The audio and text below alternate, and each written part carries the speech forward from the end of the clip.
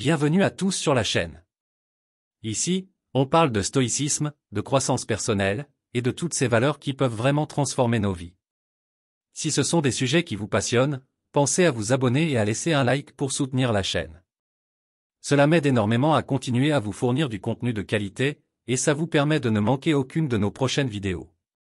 Le sujet d'aujourd'hui est l'un des plus importants et des plus complexes dans notre société moderne, l'hypersexualisation.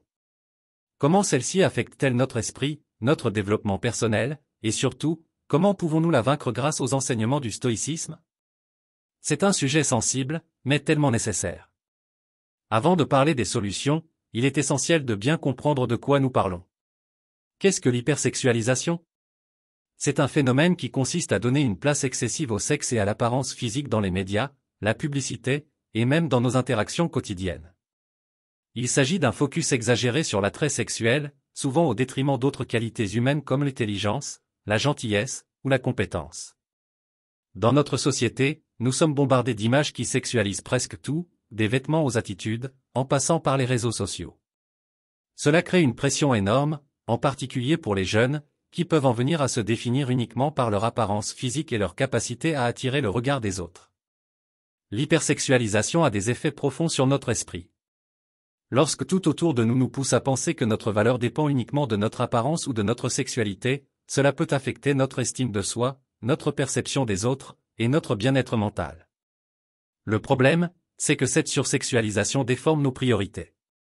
Elle nous éloigne de ce qui est véritablement important pour une vie épanouie et équilibrée. Plutôt que de nous concentrer sur notre développement personnel, nos compétences ou notre caractère, nous sommes tentés de nous comparer aux standards irréalistes imposés par les médias. Cela peut aussi entraîner une objectification des autres. En réduisant les gens à leur apparence ou à leur sexualité, on oublie leur complexité en tant qu'être humain. On les voit comme des objets de désir, plutôt que des individus avec des pensées, des sentiments, et des aspirations.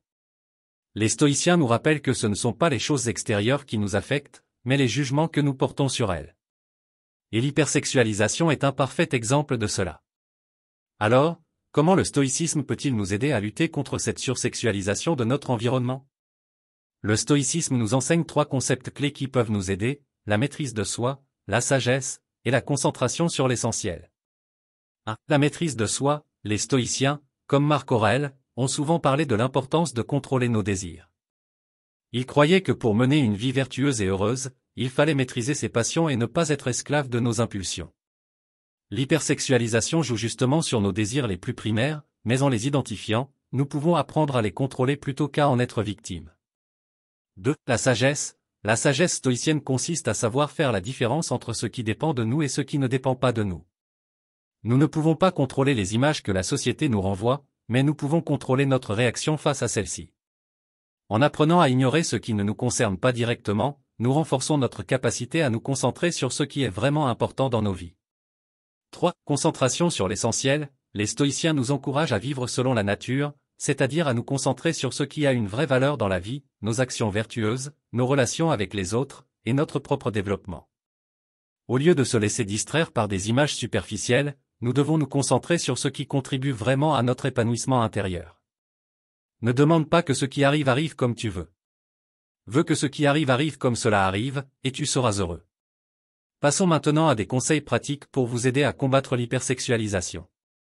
1. Limiter son exposition. Essayez de réduire le temps passé sur les réseaux sociaux et les médias qui promeuvent cette sursexualisation.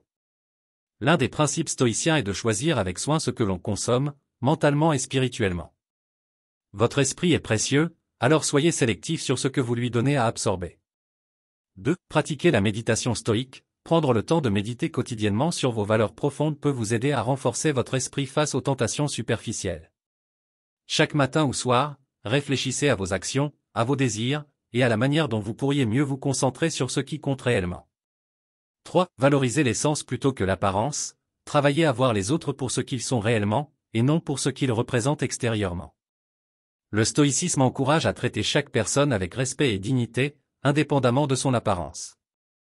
4. Développez des passions et des compétences non liées à l'apparence. Investissez dans des activités qui enrichissent votre vie intérieure, l'apprentissage de nouvelles compétences, la lecture, le sport, ou tout ce qui vous apporte un vrai sens de l'accomplissement personnel. En conclusion, L'hypersexualisation est un défi majeur de notre époque, mais il est tout à fait possible de la surmonter en adoptant une perspective stoïque. En maîtrisant nos désirs, en nous concentrant sur ce qui dépend de nous, et en cultivant nos vertus intérieures, nous pouvons vivre une vie plus épanouie et plus libre. Si vous avez aimé cette vidéo, n'oubliez pas de vous abonner à la chaîne pour ne manquer aucun contenu sur le stoïcisme et la croissance personnelle. Pensez aussi à laisser un like et à partager cette vidéo avec vos amis pour propager ces idées qui, je l'espère, peuvent vraiment aider dans notre société actuelle. Merci d'avoir regardé, et à très bientôt pour une nouvelle vidéo sur le stoïcisme et la quête de sagesse.